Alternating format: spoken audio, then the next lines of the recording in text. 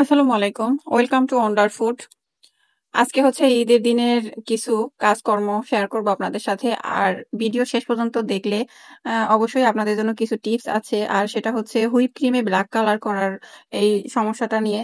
অনেকেই বলে যে হুইপ ক্রিমে ব্লাক কালার, রেড কালার এগুলো আনা যায় না। তো আজকের ভিডিওতে আমি হুইপ ক্রিমে কিভাবে সহজে ব্লাক কালার আনা যায় সেই টিপসটাই শেয়ার করেছি। তো আশা করি পুরো ভিডিওটা দেখলে আপনারা উপকৃত হবেন। তো ঈদের দিনের সকালে আমি ১ম এ আমার বাগান থেকে কিছু ফুল এনে আমি আমার ঝুড়িতে রেখেছিলাম। তারপরে হচ্ছে আমি রান্নার কাজে চলে গিয়েছিলাম। আমরা এবছরও ঈদে গ্রামের বাড়িতে যাইনি। আমরা শহরে ছিলাম। আমি অসুস্থ ছিলাম তাই গ্রামের বাড়িতে যাওয়া হয় নাই। আমরা শহরেই ছিলাম। তো শুরুতে আমি এখানে ফিন্নির জন্য সবকিছু রেডি করে রেখেছিলাম। ফিন্নি রান্না অলমোস্ট শেষ। তো এখানে আমি কিছু কিশমিশ দিব লাস্টে ফিনিশিং দেওয়ার জন্য। তো এখানে হচ্ছে ২ চামচ ঘি দিলাম এবং ঘিয়ের সাথে হচ্ছে কিশমিশটা ভেজে নিব। আর ঘি আর কিশমিশের ফ্লেভারটা দারুণ হয় এবং ফিন্নির সাথে এটা ভালো যায়। তো আমি এখানে বাদামটাও একটুখানি ভেজে নিব। কারণ এর আগে একদিন আমি ফিরনিতে বাদাম দিয়েছিলাম। তো দুধটা কেটে গিয়েছিল। এই ভয়ের কারণে এবার বাদামটাও আমি একটু ভেজে নিয়েছিলাম। তো ফিরনিতে হচ্ছে এগুলা দিয়ে দিব। আর ফিরনিতে বাদাম আর কিশমিশ না হলে ভালো লাগে না খেতে। আর আমার বাসার সবাই এটা পছন্দ করে তাই আমি এটা দেয়ার চেষ্টা করি। তো এখন হচ্ছে আমি চটপটি রান্না করব। তো চটপটির জন্য এখানে আমি সহজেই রান্না করি। আমি এর আগেও বলেছি আমার ভিডিওতে যে আমি সবসময় ইজি ভাবে রান্না করার চেষ্টা করি। আর যেহেতু বাসায় খাবো তো ইজি ভাবেই রান্না করি আমি। এখানে আমি পেঁয়াজ, কাঁচামরিচ নিয়ে তারপরে চটপটির যে প্যাকেটের রাঁধুনি মসলাটা সেটা দিয়ে কষিয়ে নিয়েছি। আর আদা দিয়েছিলাম।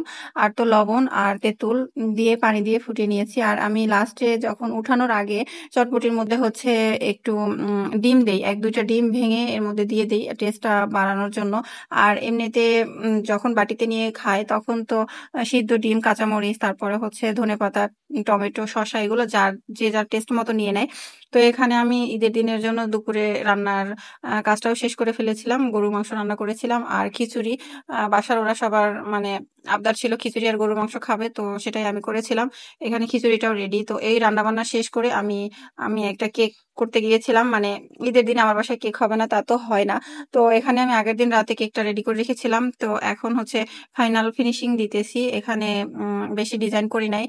সামান্য একটু ডিজাইন করেছি। আর এই হচ্ছে মানে আমি ১ম এ কাঠি দিয়ে এটা রাইট করে নিয়েছিলাম। তারপরে হচ্ছে মিনারগুলো।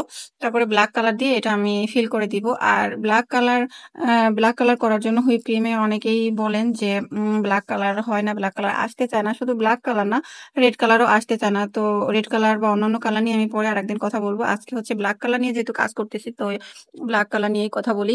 তো আমি এখানে ব্লাক কালার আনার জন্য যেটা করি সেটা হচ্ছে আমি চকলেট ক্রিম ইউজ করি। কারণ চকলেট ক্রিমের সাথে কম পরিমাণে ব্লাক কালার দিলে ব্লাক কালার এসে যায়।